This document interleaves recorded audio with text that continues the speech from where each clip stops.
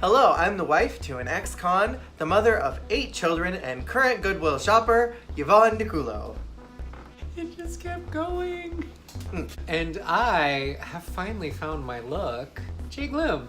That's debatable. Welcome to the Victory Lap, where we'll be discussing the most recent episode of All Stars Season 4 of RuPaul Drag Race.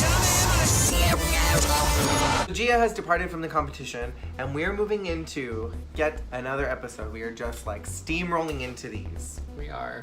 So the main challenge of this particular episode is a New Jersey style kind of courtroom based off of Jersey Shore. Jersey Shore meets Judge Judy. I really liked it. Yeah, this was one of the better improv challenges of the All Stars formula. So the queens were asked to divide themselves into teams, 2 teams of 2, 1 team of 3, and then they were given, not scripts, but basically like, here's your character arc. here's your character arc, Roll here's with your it. story. I can't tell how much the queens actually made up on their own, how much was kind of provided to them by this little story thing, because they definitely like had paragraphs about Maybe each it was of just their like characters. a description. I mean, I saw one of the papers and it was a full-on like paragraph. Bio. So, you know, maybe it was like this is the beginning, middle, end of your arc, because there were a Maybe. lot of components of this in the finished product where it definitely was like they had props, they had pieces that like obviously I don't think they could have just made up when they got Unless to it was the like a set. choose your own adventure. The Here's an props and outline like everything. Jasmine Master should have had but didn't. Woo! So After the Jasmine Masters fiasco, they came we were prepared. like, okay, let's give you guys a thing. So our first team that I want to talk about is Madeline Ashton. Let's talk about Trinity and Valentina. Let's Because Trinity talk did about it. so good her entire season with like ad-libbing, with acting challenges. Valentina did not.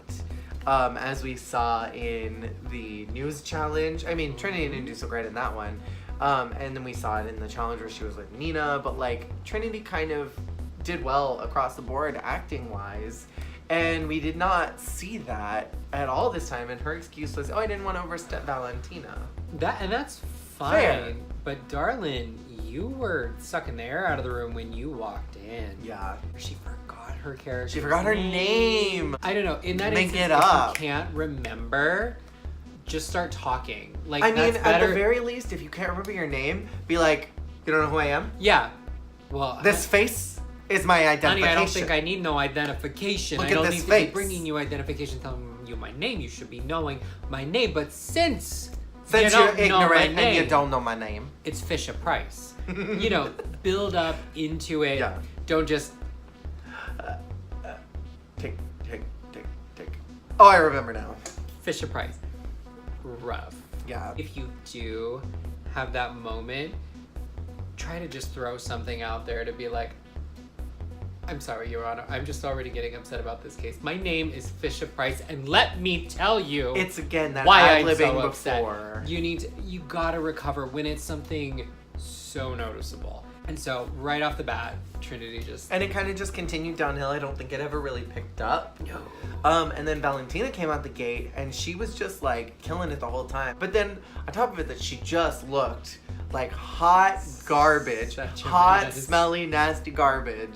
Such and a she mess. did such a fantastic She was job. so funny. And what made Valentina so funny was that she did it without being crazy. Yeah. That's There was what... something kind of charming about it. There was some, like, a lot of times she just... Okay. You know, like, she took that beat to, instead of going where some of the other teams did, where we're here and then we're gonna go up to here, she kind of was like, bada boom. She was a little bit like Jinx in the telenovela challenge, where she's just like reacting to everything that's being said, Yeah. and it was so tactful. So then let's talk about Manila and Naomi, who also Yes. did a very good job. Fantastic. I was giggling the whole time. Manila came out, and I just was enjoying it from the moment Yeah. that it started.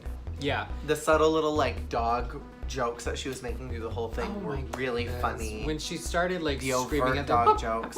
I'm It was like, great. and she was barking, and it was just so funny, and it was so inane that I just really enjoyed it. And like Naomi did a pretty good job like standing up with her. Yeah. Sometimes you get like those powerhouse drag queens, and then you got their partner, like Shangela when she was paired up with Chi-Chi, and Chi-Chi just like shrunk into like this tiny little like pocket purse companion. Polly and Pocket. like exact very that. And Naomi like stood up and she was like, I'm gonna like do this and I'm gonna be in this scene with you. I do actually think that the critiques of Naomi were a little unfair because I thought she did a really good job. She did a good job. For somebody who acting, ad-libbing is not her game. It's She not did her terrible in her it's season. not her thing, mama.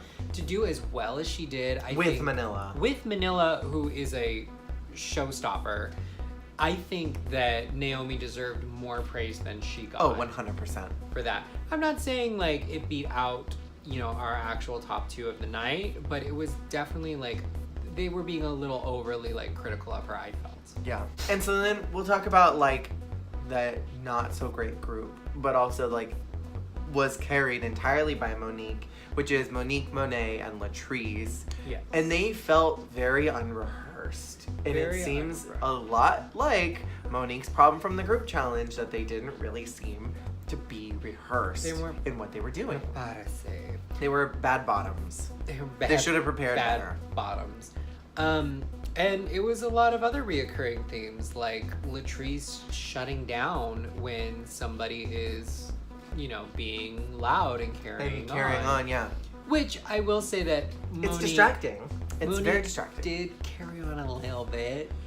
But she was so funny. She was committed and she was funny. I would have, while I did enjoy it, I would have liked to see a little more variance. I really enjoyed it. It was really funny, but the voice was a little. It was graining. I would have liked. Screaming. I would have loved the vocal bait and switch that Monet is famous for. The dropping it down the 2 octaves. I would have loved for Monet That would have been really to funny. pull one of those somewhere in there just to switch it up because she's up here, America. She did at one point. She did at one point near the end. She did near the end, but it kind of got lost in the kerfuffle of what was going on. And that particular scene was so iconic of what is happening in America right now with like the cake thing, Yeah. like, and the bakeries. Like there was so much that group could have done. Like I think Latrice's problem was that she didn't quite have her character down. I think it would have been really fun if she had come out looking like that one chick that wouldn't give out the wedding registration. Something. The scene was kind of weird because because we didn't really see what it was actually supposed to be. We just kind of got like, Monique wanted a cake, Latrice made the cake, Latrice makes great cakes, but the cake said mean things. Monique's standout thing that she did was, first of all, she put white people on that cake. That was really funny. That was really funny. The problem was the story never made sense because it was just like the cake didn't have what was on it. Latrice was doing well, I didn't do it, and then the daughter came in. What needed to happen was when Monet came in, instead of being like a hi mama, hey ho, it needed to be like, it was me, Your Honor, I did it. I put that on her cake because she a cheating hoe and she done stole my man. It needed to be at that moment. It needed to be bigger. Not the moment that it was, where then Monet started telling all this story that didn't really have anything to do with what was being said before. When what needed to make that a great scene, I think literally all they had to do was have Monet bust through those doors doing the like, it was me, Your Honor, I did it because she's done stole my man and I put that on her cake because she don't deserve him. It needed to be that kind of a moment where like, and then the whole courtroom just like, and then maybe go into the cake fight from there. That would not have helped Latrice's performance in the scene because Latrice just flatlined the whole thing. Though I think taking your suggestion, if Latrice had just been like, if she had done Church Lady, Jersey Church Lady, something like that. Westboro Baptist Church. Something, I don't know, more interesting in that regard. And then she's offended, and then how dare her daughter who is a hoe, be a hoe. And there's so many things that could have happened, but for sure, it was already going south. And then what should have been the saving moment, Monet coming in, just sort of tipped it over the edge of the cliff for Monet and Latrice. Yeah, and it was sad to watch. They got tangled up in like this tangled web that we're weaving. That they wove. I think my most favorite thing about this whole episode was Stacey being utilized as the stenographer. That was one of my fantastic. favorite things. My favorite thing of this entire episode was Michelle, because it was fabulous to just see Michelle break out that Jersey accent, her hometown, her roots, and just go nuts with it and just be so funny. My favorite part was her little banter with the pit crew member at the beginning, and he was like, "All rise for Judge Michelle Visage." And she sits down, she goes, "I noticed you didn't say the Honorable Michelle Visage. Is that because of what happened in my chambers last night?" It was so good. That beat was incredible. She looked gorgeous. I loved the subtle gold tan on her. Well, subtle. It was it. So in the workroom, the most interesting part of all the workroom banter and conversation this episode for me was how everyone was in utter denial about how they did. Jinx Monsoon delivered that big bottle of delusion and sent it to all of them, and they just doused themselves with it before they went into all these challenges. Every individual queen who didn't do well was in complete denial about how they did. Like, even Trinity was like, "Oh, I forgot it, but it was barely noticeable." And Latrice was like, "Girl, that was like 4 seconds of your mouth hanging open." Yeah. And Trinity was like, "No, what? I don't remember. But you had no jokes." And Latrice was like, "No, I had I'm gonna kill you." jokes." It was like that lady with the math, and she's like calculating. It's like, no, I did No, that great. doesn't add up. I did great. You did bad. And then we move into the runway, which again for this season is a really strange runway category, but it was built for Latrice Royale. Curves and swerves, body for your nerve, something like that. It was something along those lines. Funky. And it was just like, be padded, be big, do all this But craziness. padded, but lovely, but But wait a gorgeous. minute. I feel like it was like one of those that like is super up for interpretation, and like there's not a lot of prompts, so like you can really go fun with it. Naomi did something really fun and creative. Yes. She did like that fun little housewife thing, like you instantly get that story. She had a story with her burnt cherry pie.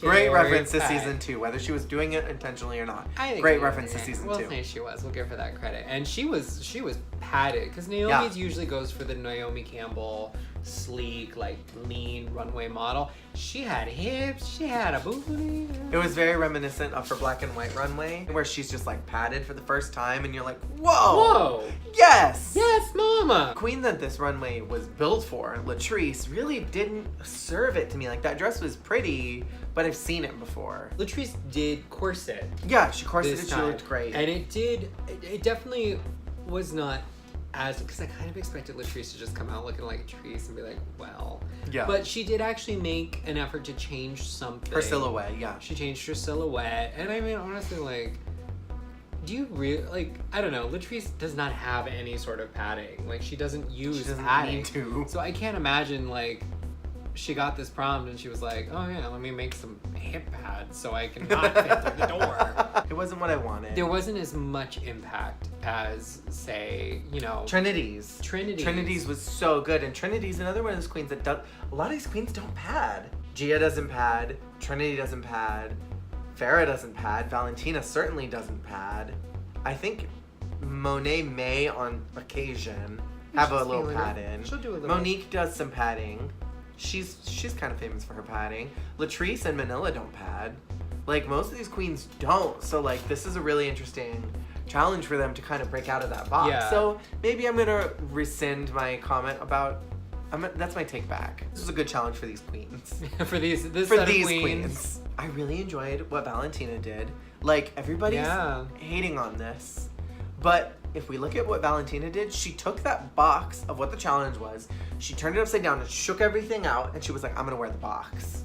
Yeah. And it was like so outside of it, but so perfectly within challenge, because it's like padded. What do you think? You think of like all this silhouette. But she was like, let me show you the back side of it. Let me show you what's underneath all this. Because if you're a real drag queen, you know that there's all this nastiness that's going on underneath. Mismatched padding. It's the muslin. The muslin is what like sold it to me. As soon as she walked out, I was like, the one thing I would have liked to have seen maybe differently was like, because she had that white thing at the beginning, I almost wish like it had been more of a like full like look that she ripped off to really like, because I think that was the confusion, was like if you're in the know, you instantly... She was a cocoon. She was a butterfly coming out of the cocoon. If you know, like a butterfly? Yeah. In a cocoon? But like if you know drag... And she was a butterfly coming out of the cocoon on the runway? If you know drag, you instantly got what she was doing. Sure. But I think for like getting that reference to everybody... That like, judge with the bun. With the bun. I am so offended. I think what really could have taken it a step further would have been if it had been like a full look, not maybe necessarily realized in fabric, but in muslin maybe, like a pinned look that she ripped off and it was all the pieces underneath. That I think would have really gotten the point and the impact across more than just I'm hiding it and I'm revealing it. Like a butterfly. I also really enjoyed Trinity, that she literally had the curves and swerves in the hair. Yeah. And that's a hairstyle that I've seen a lot. I know who the designer is. He's the one that made a lot of Alaska's hair for All Stars 2 and a lot of Alaska's wigs now. Zach Killian. I don't know if I necessarily was buying Manila's dress. Like, it didn't seem like she personally was padded.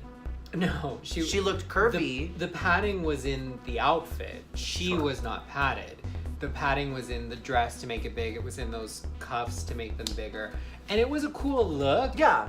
But it was a little bit like Naomi in the boots thing. Where Yes. it's like you're walking in a different category. Monet gave me life. I wish that the cup hadn't been bouncing as much, but I get it because it probably was like added on after the fact. I think my other favorite one was Monique. Brown cow stunning or not, maybe people are bored with it. Nobody ever gets on Alaska for her garbage bags or her snake thing. And it's because she's white. I'm just gonna put it out there. Some people in the fandom are a little bit racist. Not everybody, but some people are. I like brown cow stunning. I love it. It gives me life. As soon as she walked out, I instantly knew that reference because I've watched that McQueen runway on YouTube before, and I was obsessed with that runway. Yes. And I'm like, oh my gosh, that is incredible. And I think that's I got the reference was immediate, and it made so much sense, and it was high fashion. And then that mug was painted. Like God literally took a little paintbrush and went. So we get to the top two, and it's Manila and Monique, and personally, I felt like, maybe it's just because I'm a Valentina stan, but I really felt like Valentina should have been higher. I don't know. Manila did do a really great job, so like, I'm kind of torn because I enjoyed Valentina a lot. But okay, beyond the point, Monique. Beyond the veil. They switch into their outfits. It's really sad to see Team Latrilla split up like this, and you can instantly see when they announce. Oh my God. Like Manila just breaks and starts crying on the runway. And then those tears continued pouring through all of the backstage. And I don't think she ever truly recovered because by the time that she was sobbing in the back talking to Latrice. She seemed so distracted. Meanwhile, Monique was just like giving it to me. I wish that the song had been Proud Mary. I really wish it had been, because I would have loved that. But I wasn't mad at the lip sync choice. I just wish it was Proud Mary. Truly, honestly, like real facts. Like Latrice was the right person to choose in this scenario because she hadn't. It was a lot like the other contestants that have gone. Like she really hasn't been performing. She hasn't been sparkling. Like we were really hoping that she would. And like Monet genuinely has done very well. Yeah. She was in the top in one challenge. So like Latrice hasn't had a win other than the first mini challenge. So like. Yeah. I think Latrice was the right pick. I'm sad. Very sad. But I think it was right. Somebody on Twitter, they left out the R. They were like, Latisse Royal. And then somebody commented underneath it, Latisse Royal. And then somebody underneath it was like, lettuce romaine. And it just, lattice rose bush. And it like just kind of like got out of hand. It's like Trixie Mattel. Troxy model, Tracy Martell. Tobey Maguire. I think it does boil down to that while Latrice, I think, showed a lot of really great energy and that Latrice-ness that we love in those first two episodes, the buck stopped there. Yeah. I think she realized early on that she wasn't going to win, so she kind of just gave up. Maybe it was that. This was also another example of just like the absolute wrong challenges at the wrong time, and to have basically two in a row of she just shut down improv in a group situations which are clearly, I mean, that is That's Latrice's her downfall. kryptonite. That is where she does not do well. And to have one right after the other, I mean, that's rough. It's rough. That's, you know, A that's rough like top. That's a rough top. That's like when you're not a singer having 3 singing challenges in a row. You know what I mean? You're just like, I can't. Or when you're not an actor and you're in season 7. Or when you're the entire cast of season 7 and every challenge is an acting challenge. Somebody pointed out on Instagram that they thought it was kind of shady, much like Gia going home twice on Snatch Games, that Latrice won a prison challenge, but then lost during the courtroom challenge. Well, And honey, went home, and they thought that was really shady. you can do well in prison, but that doesn't mean you did well in court. And somebody pointed that out. They thought was really shady. Honey, if you're in prison, it's because you didn't do well in court. Maybe Latrice could have even done well by pulling out her Marge character, you know, and like doing that type of a character for her person. She just The whole get that cake away from my face. That would have been funny though. It would have been a fun reference. It would have been tired, but it would have been fun. I mean, it's easy. Or if she had like gone up and done it in Kenya and been like, this cake, I kind of like the smell. Something. Get that cake away from my Get that face. cake away from my face. You forgot the cake. Yeah, it was just, it was rough, and it was literally like stab Latrice once with her kryptonite, and then Stab her again. it was literally, this is totally out of left field, but it was totally in like Batman. Superman, where Batman has the kryptonite gas, he gases Superman in the face, and Superman's like, oh man, I'm frozen. And Superman's like, I'm gonna keep going, I'm gonna win this, and Batman's like, just kidding, I have a kryptonite spear.